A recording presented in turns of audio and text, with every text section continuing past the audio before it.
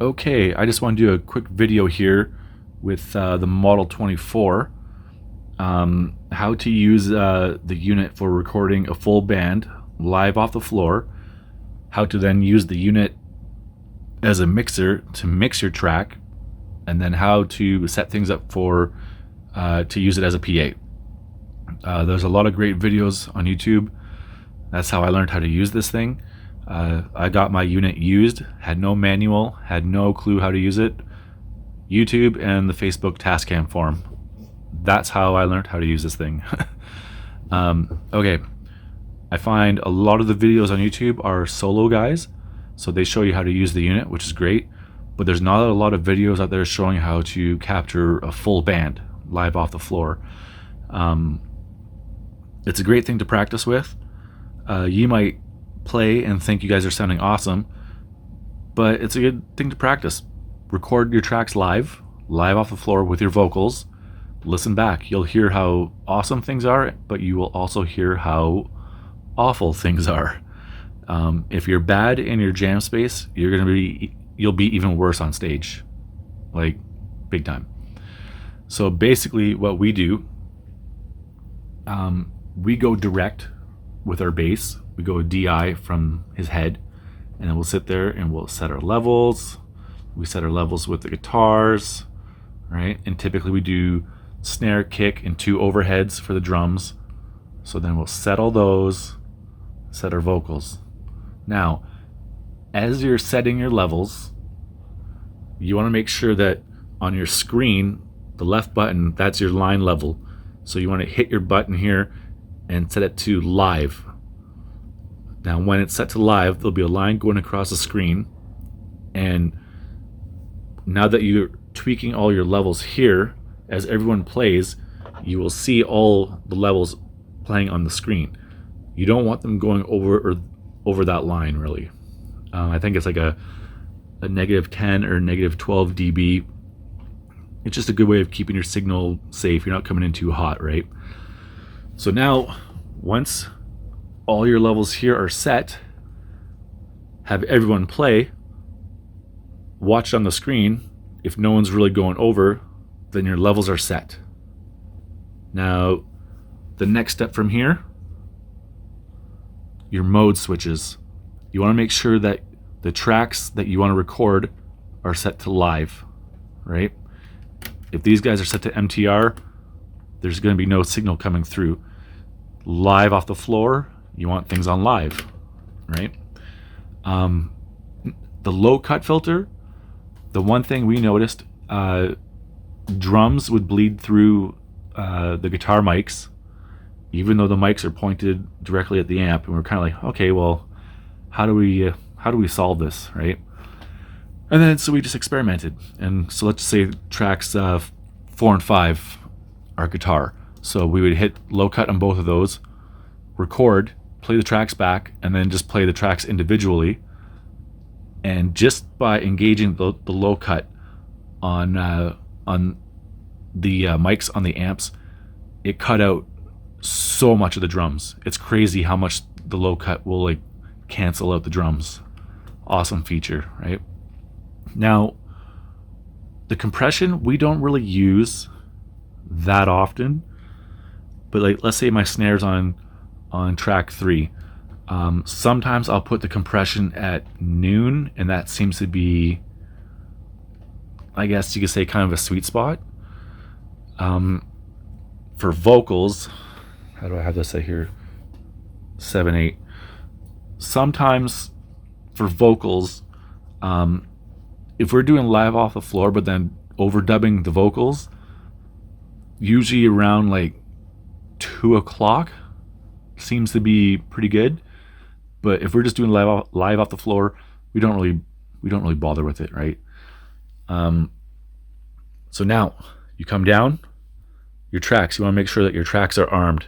So if we have our bass, guitar, snare, kick, 2 overheads, and let's just say we have the 2 vocals here. So you push all those so they're all red. So that means you're ready to go. All your tracks are armed. Now, down here where it says main, you want all these engaged. You want these all pushed down. That way, right? That way your signal is going to the main bus, right? Now, everything's all set. Your levels are good. Everyone's happy how everything sounds. Your tracks are all engaged. Now, record, right? Hit record, play your song. When you're done, when you hit stop, hit it once. Just be like, stop, wait a few seconds, and then hit stop to bring the counter back to 0. A lot of times, if you're like, stop, play, if you're too aggressive on or too quick on the stop and play, like the unit will freeze. So if your unit is freezing, it's typically because you're hitting stop, the double stop too quick, and then the play. Stop, let it write to the card, stop again, brings it back. Like there's a lot of info being written to that card, right? So you gotta make sure that, you know, you're doing things properly here. Now, so that's how we tackle the full band live off the floor, right? So next it'd be the mix. So the first things first, you're getting ready to mix. So let's say it's our first 8 tracks, right? So from here, we're done with live. Now we want to hear the multi-track recording side of things. So you push all these to MTR, right? For all the tracks that you're using. So now this all comes into play, right? So let's just say you have your track here. So you recorded live off the floor, and now you're trying to get your mix. You're pushing everything around. You want a nice strong signal. You're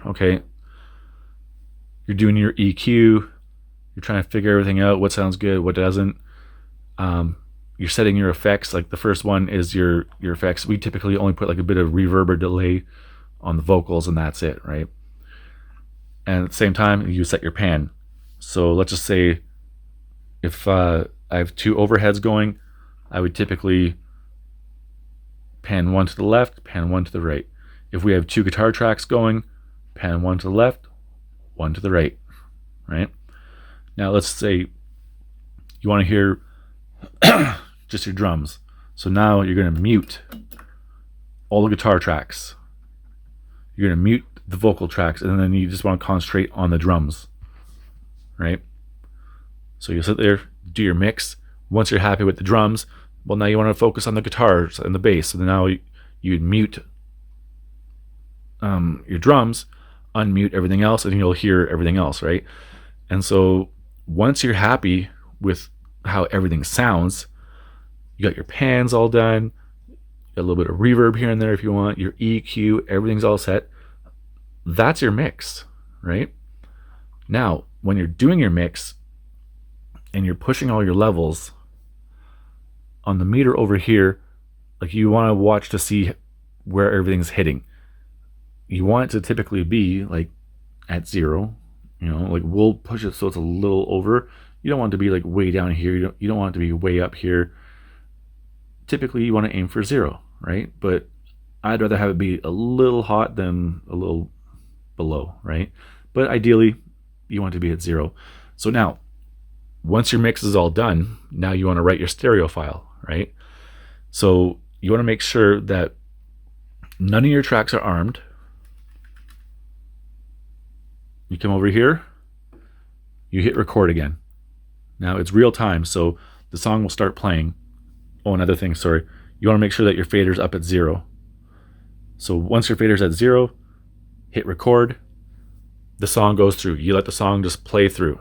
Once the song is done, your stereo file has been recorded, and you could dump that onto your computer or import it to your computer, whatever you want to do. But that's how you write the actual stereo file.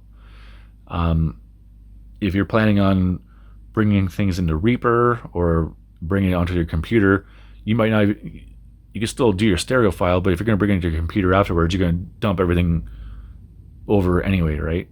So the thing I like to do, I like to try to get a really good solid mix on the board itself, write the stereo file, and then dump everything onto the computer. and then I'll throw everything into Reaper and do a mix in Reaper, and use their compression and use their EQ settings and get it sounding as best as what I can, and then I'll compare it to my mix from the Tascam, just to kind of see how your ear is on the actual unit itself and then on the computer, right? Now, let's just say we're done with our mix. And so we're done recording live off the floor. Now we just want to use the unit as a PA system now, because now it's time to have fun and we just want to play. So an easy way to do this, now you've already set all your gain for everything for live off the floor, so you can just leave all that, right? Leave everything. When you're coming down here, just mute off all the instruments. Like, our jam space is a small room, so we don't need everything coming through the PA. So we just mute those, and then for us, like, we have 3 vocal tracks. So let's see, we just have the vocals coming through, and then have these tracks on live, right? And then we have our master at 0, and then we have our speaker, our main outs plugged in here, and then in our jam space, typically it'd be like speaker over here, and then we just jam. And that way you're using the board as a PA just by muting these off, and just by having the vocals up, you're using it as a PA now, So it's an awesome unit. I hope this helps someone. If you already have a Model 24 and you have some experience with it, you probably didn't get much out of this. But for someone just starting out, we all start somewhere. For some reason, my YouTube channel won't let me enable comments, so I'll just throw my Instagram somewhere, whatever. If you have any questions or anything like that, shoot me a message on Instagram. And yeah, cheers.